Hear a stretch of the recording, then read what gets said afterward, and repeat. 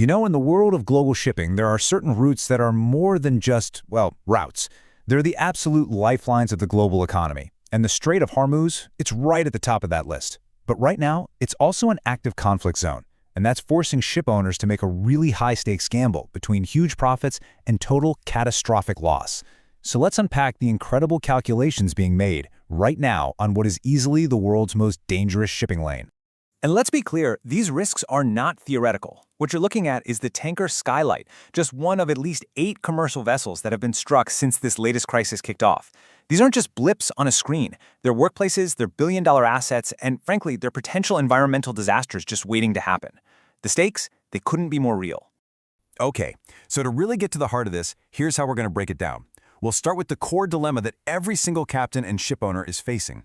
Then, we're going to rewind the clock and look at a crucial piece of history, the tanker war, because you really can't understand today without it.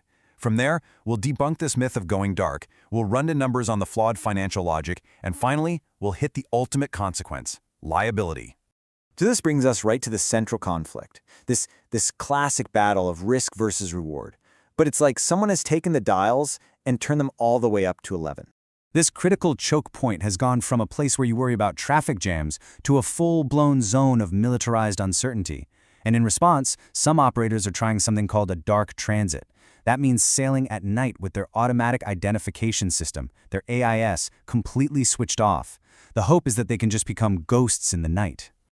And the reaction from the shipping world? It's been absolutely staggering. I mean, just look at this. Commercial traffic has plummeted by over 90%. That's not a slowdown, folks. That is a mass exodus. And what that does is it leaves the few ships who do remain more isolated and more exposed than ever before. And this, right here, is the core of that impossible decision. Because so few ships are willing to take that risk, the prices, the freight rates, have gone through the roof. So the question becomes, do you chase that enormous, once-in-a-lifetime payday? Or do you put the absolute safety of your people, your ship, and your cargo first? That's the dilemma. Now, to really wrap your head around the true risks of going dark, we have to look back. The situation today has these really deep, frankly chilling echoes of the tanker war back in the 1980s. That was the conflict that literally wrote the modern rulebook on maritime risk. Yeah, for 8 long years, this conflict pushed commercial shipping to its absolute limits in a war zone. And the lessons they learned, the hard way, about insurance, about liability, and about protection, well, they're more relevant today than they've ever been. But here's the thing. There is a huge difference between then and now, and it all comes down to technology. Back in the 80s, navigation was primarily a manual job, plotting courses on paper charts using radar. Today, that's the backup plan. Our modern ships are built around this deeply integrated digital system of GPS, electronic charts, and, you guessed it, AIS. I mean, you can just see the difference. The modern bridge is a web of screens, all talking to each other, constantly feeding data back and forth. Now, that's fantastic for safety and normal day-to-day operations, but this total digital dependence, it creates a profound vulnerability. When you deliberately switch off a key piece like AIS, you're not just hiding one little data point, you are actively degrading your ship's entire navigational nervous system. Which brings us to the fatal flaw, the absolute core misunderstanding in the whole dark transit strategy. This idea that turning off your transponder somehow makes you invisible.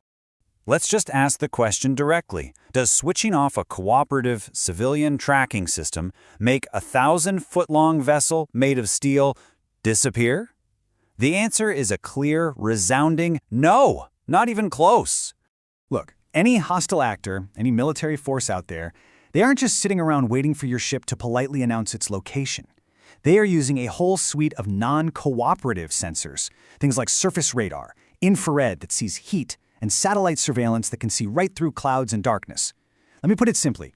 AIS is for avoiding bumping into other container ships. It is not for hiding from a navy. But here's the twist. Going dark actually does something much, much worse. It makes it incredibly difficult for friendly naval forces in the area to help you. See, a vessel that's broadcasting its identity can be quickly verified and protected. A dark vessel, it's just a mystery, an unknown, and that unknown status just delays its own rescue. And that's the big information shift. In a world that is saturated with data, silence itself becomes suspicious. When one single ship vanishes from the map in a known conflict zone, it doesn't become invisible. It becomes an anomaly. It immediately triggers red flags and scrutiny from everyone: insurers, charterers, and security forces. Its absence becomes the signal. Okay, so let's talk about the money, because money is the powerful, powerful temptation that's driving this entire gamble. But as we're about to see, it's a really dangerous illusion. So here's the prize. With so few ships making the trip, the freight rates for what's called a very large crude carrier, a VLCC, have surged past $420,000 a day. That is a massive financial incentive. But this is the price of failure. A modern VLCC is worth about $150 million. And that's before you even start to think about the value of the oil it's carrying, the lives of the crew, or the mind-boggling liability if there's an oil spill. And honestly, when you just run the basic numbers, the logic of this gamble completely falls apart. Let's say a high-risk 10-day transit nets you a bonus of $4.2 million. Okay, great. But even if there's just a tiny 2% chance of being hit, your expected financial loss is $3 million. That wipes out almost your entire bonus. And remember, that's just the probability. The actual value at risk, the number you could lose in an instant, is the full catastrophic $150 million. The reward is incremental, the risk is absolute. And this all brings us to the final, and frankly, most sobering lesson of all. This isn't just about one voyage going wrong. This is about the survival of the entire company. This might be the single most important factor in all of this. The insurance safety net is gone. The major marine insurance groups have canceled war risk coverage for this area. So what does that mean? It means any loss, the ship, the cargo, the environmental cleanup, it doesn't hit an insurance company. It lands, with full force, directly on the owner's balance sheet. A single missile could literally bankrupt the entire enterprise overnight. And this quote from our source material just sums it up perfectly. This decision to go dark, it isn't some clever tactical move.